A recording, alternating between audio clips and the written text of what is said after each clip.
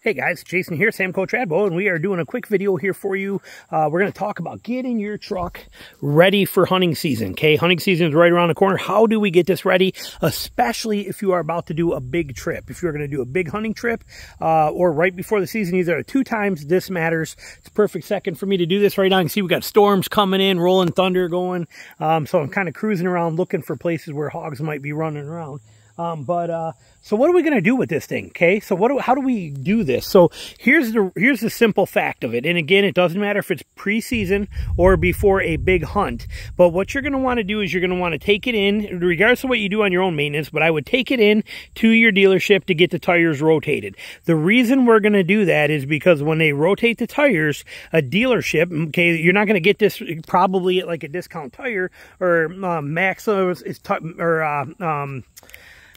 Mavis tires or anything like that. They're not going to mess with it. But your dealership, when you go into a dealer and get a tire rotation, they will also check all of your brake pads. Okay, so what I do is before I go into before hunting season rolls around, and then again before the big trip, before I do my Midwest trip, I do the same thing at both.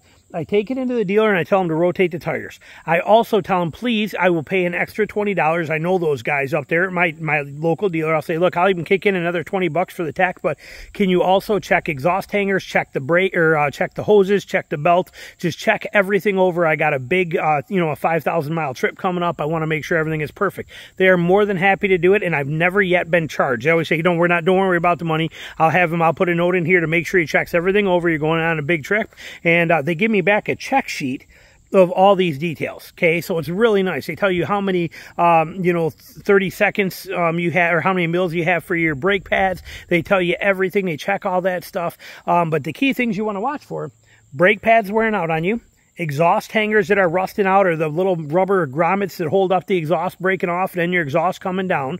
You want to make sure that your spare is still holding air. Nothing happened to it. It's not there. You check the air pressure in your spare tire. You want to check your belts that are on this. Okay, your engine, you got belts and hoses. But now if you have for example, let's say that your engine uses a timing belt rather than a timing chain. Okay, and you'll have to look the specs up to see that if it does or not. But if you have, let me put this up. We can check this. Hold on a prop rod. Ooh, it's warm under here on a 96-degree day. But so if your engine uses an actual timing belt and you're getting close to 100,000 miles, 100,000 miles, pay the money. Probably cost you a little over $1,000 or whatever it is, but you're going to want to change that timing belt out.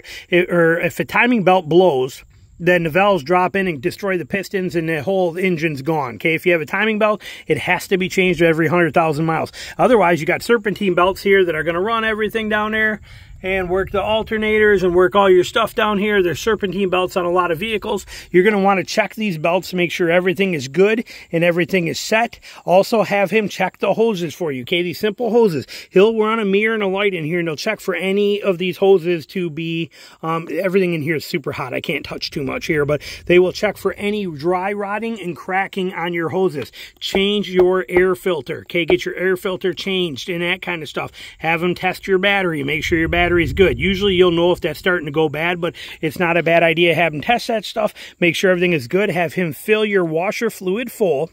Okay, so that or you do it, but fill your washer fluid completely full. Let me close this hood. Hang on. Okay. So you want your washer fluid filled full so that you don't have to worry about it on your trip. And you also put new wipers on. Okay, Bosch Evolution. Those are the ones you want. There's a lot of wipers out there, and you don't want to go to a store to buy them, but you want Bosch Evolution wiper blades, which is what we have on here. Okay, that's what these are. But you want Bosch Evolution, and you want them, buy them on Amazon. I will link them down below for you because they are 1/3 of the price that you are going to find when you go buy them at like an O'Reilly's or something like that. So you definitely want to make sure that that stuff is good.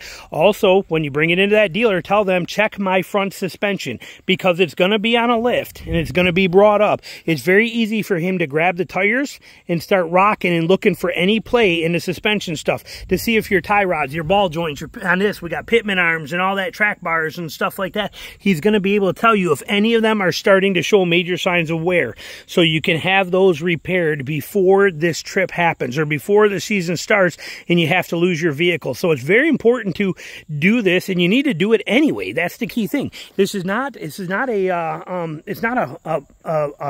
an option, I guess is the best way to put it. You have to keep your vehicle running.